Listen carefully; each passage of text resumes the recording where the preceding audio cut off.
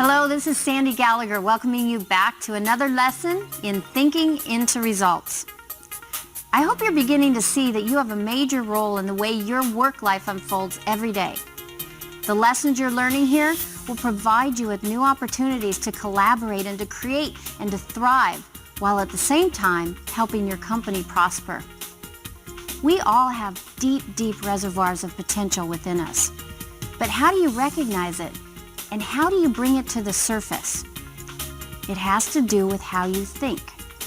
What's coming into your mind that influences your output? What are you thinking about? Is it what you want or is it what you don't want? Are you thinking about problems or are you thinking about solutions? One of my favorite quotes is from Ralph Waldo Emerson. And it's so simple, but it's so powerful. And it has a special meaning for this upcoming lesson. He says, we become what we think about all day long. It's your choice, what you give your attention to and what you think about all day, every day.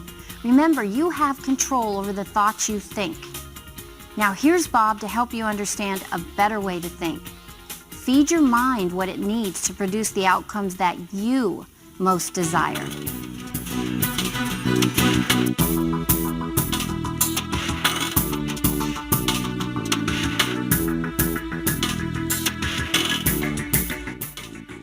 Hello there and welcome.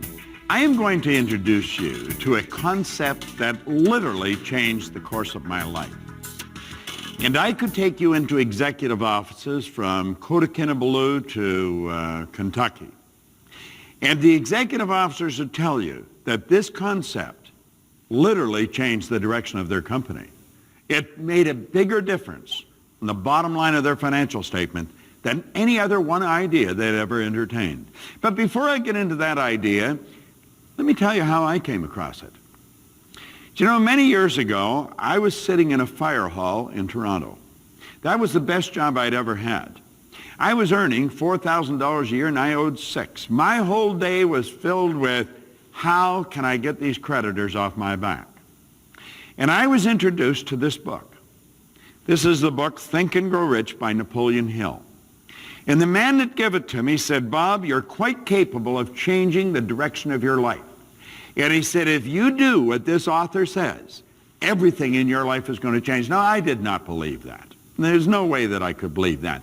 But I'll tell you what I did. This guy was so adamant, and he talked to me on a number of different occasions, that I believed in his belief in me. See, I didn't believe in myself.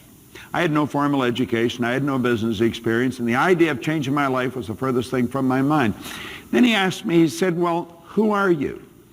And I said, I'm Bob. I thought it was a dumb question. I said, you know who I am? No, he said, that's who you think you are. But he said, Bob and Proctor are just two words. That's your name. Isn't it strange how we look at a person, we'll say, that's Sandy, that's Todd, you know, that's Bob. No, that's their name, but it's not them. Bob and Proctor are two words. I'll probably use those two words for my name all the time I'm here, but it's not me. And I said, well, then this is me. No, he says, that's not you. He said, that's your body. And I'm thinking, I'm not my name, and this isn't me. See, I couldn't figure out where he was going. Now, what he was trying to do is help me understand who I was. If I was going to change the results in my life, I better know who I am. Now, do you know that you can go all the way through our educational system? You can go to some of the most prestigious universities in the world and leave there and know very little about yourself. Gather a lot of information, but not know who you are. Most people do think they're their name. They think this is me. But you've never heard anyone say, am hand. You've never heard anyone say, am head, am body. We say, my hand, my head, my body, my name, and my results. And that's how this man approached it. His name was Ray Stanford. Ray's gone now, but he was without question one of the best friends I'll ever have. And then he suggested that I read that book. He said, do you ever read anything? And I said, no, I can't read. Now, that wasn't true. I could not well, but I could. You see, I found out that I read about as well as most people. Do you know the average person reads at around a grade 7 level? And that's because we learned to read by the time we're in grade 7, and we never improve upon the skill from that point on. Do you know, life is It's rather strange. The most important things we never learn. Do you know that 1% of our population earns 96% of all the money that's being earned? The average person has absolutely no concept about how to earn money. We go through our educational system and never learn how. You could have a degree in economics, not learn how to earn money. Another thing we don't learn is we don't learn how to make decisions. That's why you have so many people wandering around saying, what do you think I should do? Well, you see, all this, as Ray pointed out, stems back to not knowing who we are. And so he got me thinking, and he said, start reading. He said, the secret of the ages are locked up in books. In fact, Robert Collier wrote a book, and that was the title of it, The Secret of the Ages. And he got me studying this, and I studied this book, and I kept reading, and I kept reading it, and I kept trying to do things, and everything started to change.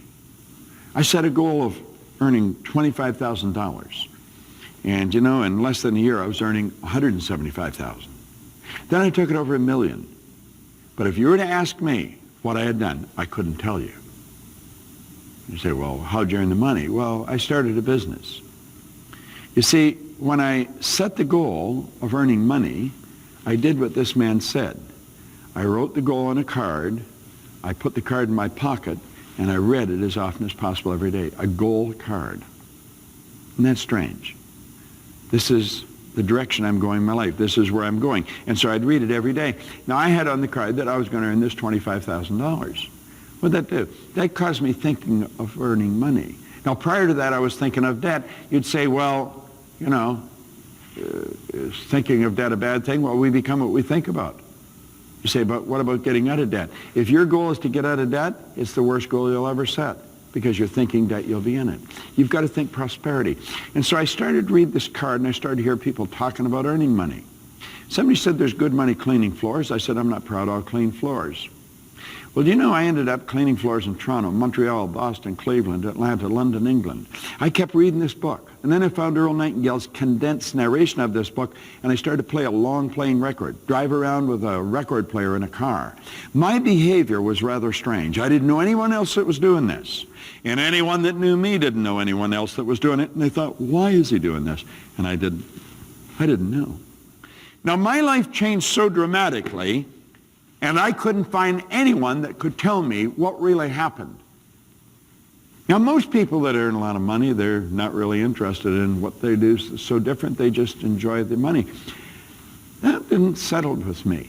I wanted to know, why did I change? See, I had been raised to believe if you don't go to school, you can't win.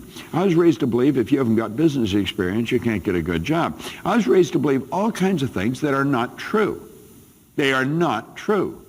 Now, I'm not anti-education. I made sure my kids went through school. In fact, I think studying and education is sacred. I have a great library of books now. That was the first book I ever read. I have thousands of books. And I've been reading them all, and I've been reading now for 50 years. I just can't read enough. I want to learn more, but I wanted to find out why I changed. And I couldn't find anybody that could tell me. I could find no one that could tell me. I thought it was the book and the records. I bought the book and I gave it to people, and I gave them records, and nothing happened. Well, I began to study, and I was living in Chicago at the time, and I heard about a man in Vancouver, British Columbia. His name was Leland Val van der Waal. He was a great big man. And they said, you should go and listen to him.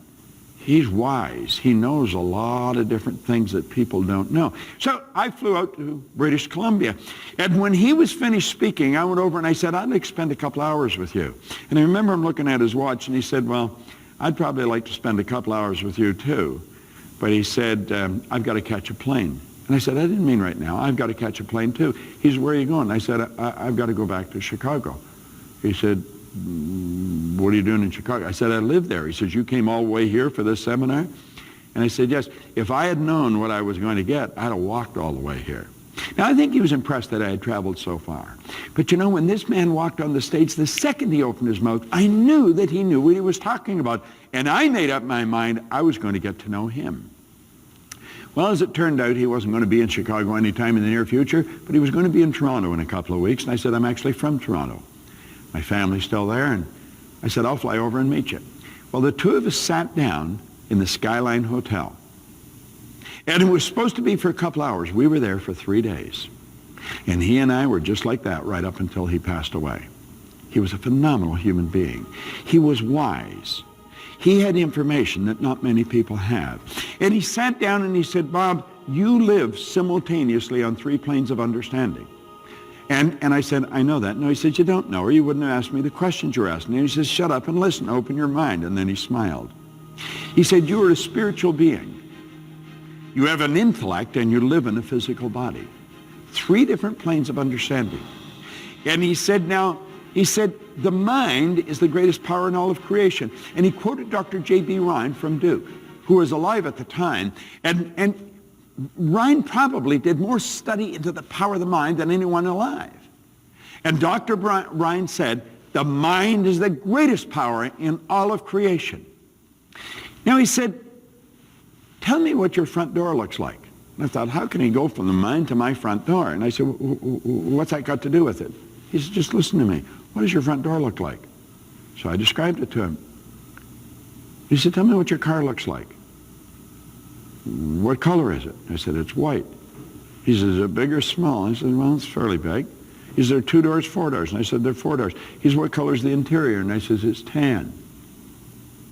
He said, see, you can describe your front door and you can describe your car, can't you? He said, tell me what color your refrigerator is. So I told him. He said, there are 2 doors or 4 doors? I said, there's 2 doors. He said, top and bottom or sides? And I said, top and bottom. He said, do they open to the left to the right or the right to the left? And I sort of stared into space. He says, now you see, you've gone to your kitchen. You went into your kitchen and you mentally saw which way those doors open. Now he said, tell me what your mind looks like. I said, what? He said, tell me what your mind looks like. I said, I don't know. He said, are you inclined to think of the brain when I asked you that? And I said, yeah. He said, your brain is not your mind any more than your fingernail is. He said, this is one of the great problems in life. No one has ever seen the mind. And yet it's the mind that has to be changed if you're going to change results. Now he said, when I said think of your door, he said, I activated vocal cords. I set up a sound. It's a light message. Your hearing sense picked it up. And that light message went screaming down a nerve passageway and struck a group of cells in your brain. Those cells increased in amplitude of vibration, and the picture that's in them flashed on the front of your mind. So as I said your front door like that, a picture of the door come up. And I said your car, a picture of the car come up. Your refrigerator, a picture of the refrigerator come up. But when I asked you to think of the mind, no picture. He said, you see, you have no cells of recognition for the mind. That's why people go in for analysis, and they go for years. You know why? They're trying to change something. They don't have a picture. And you and I think in pictures. We think in pictures. When I asked you to think of the car, a picture come on the screen of the mind. Now he said there was a doctor in San Antonio, Texas that understood that way back around 1934. And he said, you know, we've got a problem in the healing arts. He said, we're treating people physically. We're treating symptoms. And he said, until we treat the whole person, there's not going to be any health. Well, do you know, in corporations, we are treating symptoms. In business, we're treating symptoms. In sales, we're treating symptoms. We are not treating the cause of low profits. We're not treating the cause of low sales. And until we treat the primary cause, there's going to be no permanent change. And he pointed that out to me. He said, we've got to have a picture of the mind. Now he said, I'm going to draw a picture.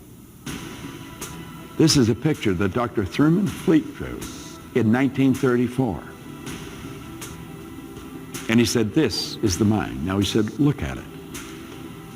And you look, you might smile. You just see a couple of circles and a couple of lines. We call this the stick person. Now I want you to let the large circle represent the mind and the small circle represent the body. Now the mind controls the body. The body is an instrument of the mind. Now I want you to think. I want you to stop and think of the performance of some people that you know. You can choose yourself if you want. It's the way we act, it's the behavior that's going to determine the results. Some people, when they meet a stranger, are very shy and they pull back. Others are very gregarious and they got their hand out and asking the person all kinds of interesting questions. The behavior of people varies greatly, but the nature of people, they're exactly the same. See, the mind operates the same for the shy person as it does for the gregarious person. It's how the mind is programmed with the shy person that's so different from the gregarious one. And the mind is programmed both genetic and environmentally. That's how paradigms are formed. But we talk about a little more about that in another lesson. What I want you to focus on is this drawing again. Come back to the drawing. Now let's take that large circle and we'll put a line right through the center. And we'll say everything on the top half is referred to as the conscious mind. Everything on the bottom half is referred as the subconscious mind. And of course, the small circle on the bottom is the body. Now, this is what Val suggested I do. He said, I want you to let your head represent the mind. Everything from the neck down represent the body. Now, he said, that's not the way it is. Mind is in every cell of the body. Mind is movement. Body's the manifestation of the movement. But we've got to have a picture to operate with. So the top half of the drawing is the conscious mind. That is the thinking mind. The bottom half is the subconscious, and that is the emotional mind. And of course, it's what's going on in the emotional mind that's going to determine what the body does. How do the ideas get into the emotional mind? Well, we put them there. Now, you see, there is a great power that's flowing to and through us, and it never stops. And as this power flows into the consciousness, we have the ability to think. Do you know what the problem with most people is? They don't think. Do you see those little lines growing out of the conscious mind? They're called sensory factors. We can see, hear, smell, taste, and touch. And the sensory factors is what feeds information into the consciousness from the outside world. Now, we have been conditioned to live through those sensory factors. We've been conditioned to go by what we see, hear, smell, taste, and touch. As little kids in school, we get a report card. And the report card tells us what kind of student we are. And so we look at the report card, the teacher looks at the report card, we take it home, the parent looks at the report card, and that tells us what kind of a student we are, doesn't it? The truth is, it really doesn't. But that's the belief system we're operating with. The report card actually tells us where our mind was at for a few minutes, maybe 3 weeks ago. It has absolutely nothing to do with potential, but that's what the child believes. That's what the parent believes, and then we start treating them according to the grades they got on the card. Now, that's rather sad, because when we leave school, we let the sales sheets dictate what kind of a salesperson we are. We let the balance sheet dictate what kind of an organization we are. And we let the balance sheet control everything we plan to do. The balance sheet is the report card. It just tells us what was going on in the past. It has absolutely no bearing with what's going to go on in the future unless we let it. And unfortunately, we've been letting it. You see, this little stick person here that we're looking at is every person. That's every person in an organization. And as the people start to understand how their mind operates and why they're doing what they're doing, I guarantee you the report card will change. It will change so dramatically, it will shock the person. And that's what happened to me. Here was a guy with no formal education, no business experience, a very poor work record, and like that, he was building a company that operated in a number of different cities, in 3 different countries, doing millions of dollars volume. And he had absolutely no idea what he was doing. He was operating with a picture. He had a picture in his mind of what he wanted, and through repetition, he planted that picture in the subconscious mind. And what was planted in the subconscious mind had to move into form. All right, now let's pay real close attention to this graphic illustration, because this is really the creative process on how it all works. There's a power flowing into your consciousness. This is your thinking mind, and this is where dreams are built. And you take those dreams and you impress them upon your subconscious mind. Now, this is what causes the feeling in your consciousness. This is how you get emotionally involved in the idea. Those emotions then are expressed with and through the body, and that's what causes the body to change in its state of vibration. As the vibration changes, the action changes. And when your action changes, the universe reacts to that. It's action-reaction. The reaction alters your conditions, your circumstance, and your environment. Or, as we say, your results. Now that is a process. If you go through that a number of times, just keep playing this over and over again until it's indelibly printed on the screen of your mind. Then when you find that you're not feeling good, you know that you're emotionally involved with the wrong idea. Or if you find the things that are coming into your life are not to your liking, you've got to ask yourself, how am I acting? What am I emotionally involved with? What kind of ideas am I thinking? You see, this is the process. And as you understand it, then you can keep reflecting in your own life. And you'll know what's going on inside. You can always tell what's going on inside by what's happening on the outside. You know, James Allen, in his marvelous little book, As a Man Thinketh, he said, we think in secret, and it comes to pass. Environment is but our looking glass. Whatever's going on in your outside world is a reflection of what's going on in the inside world. You control the inside. Live from the inside out, and quit living from the outside in. So as we go through these lessons, this drawing becomes the genie. And you're going to understand why and how some of the senior executives in the world love this drawing. I'm going to tell you one thing. I love it. It's changed my life. It's helped me understand me better. And because I understand me, I understand you. See, if I stand back and watch how another person behaves, it's telling me what's going on in the mind.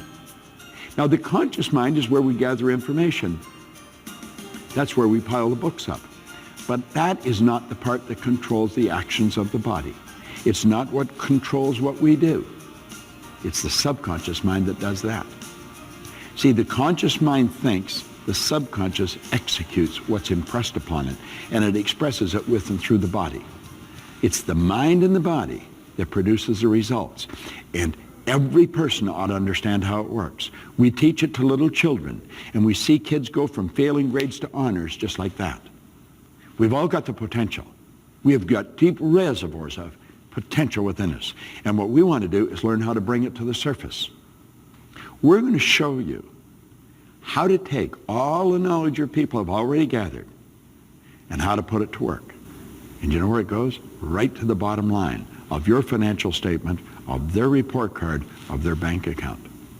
Every person has genius locked up within them. What we have to do is bring it to the surface. That's what this little stick person does.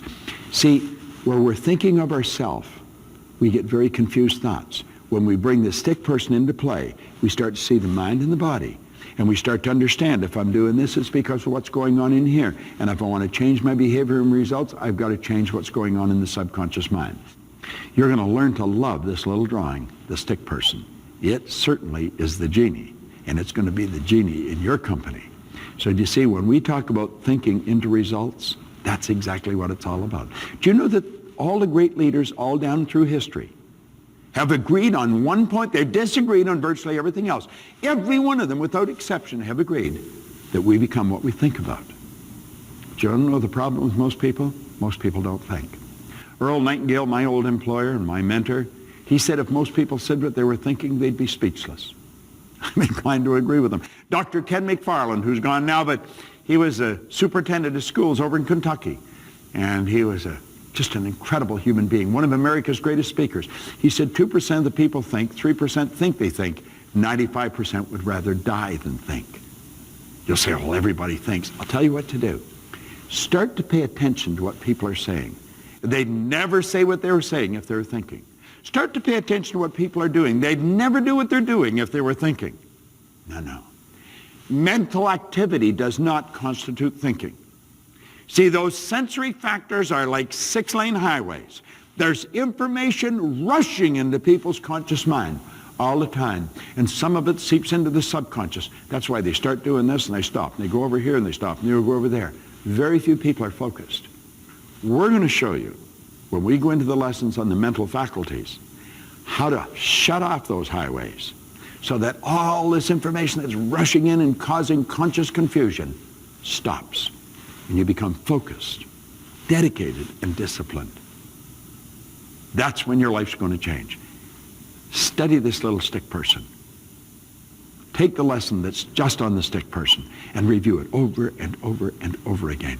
Start to see yourself as the stick person, and you'll see everybody else as one. And then you can observe what they're doing, and you know what's going on in their mind. And if you want to get them to change what they're doing, you're going to have to help them understand what's causing them to do what they're doing. I don't care if it's your children or if it's your employees. That's the way it works. I love this little drawing. It has certainly changed my life, and it'll change yours. Spot Proctor, thank you. We're really getting into thinking into results with this lesson, and one of the best ways to learn is repetition. So I encourage you to go over this lesson as many times as you can and use the graphic that Bob just introduced to us. It'll give you clarity on what's going on in your mind and in your behavior. I remember when I first saw this diagram, I thought it was pretty silly, but I'm telling you, it's powerful. This diagram is responsible for hundreds of millions of dollars, actually probably billions of dollars of increased revenue to corporations around the world. So study it until you really understand it. You'll keep getting more out of it every time you come back, I promise. Let your results guide you. What's happening on the outside always tells you what's going on inside. So what are your worthy goals that you set for your team? Are you seeing them manifest in your world? If not, the exercises for this lesson will help you shift your thinking in a way that leads you closer to those goals. And remember, you have control over the thoughts you think.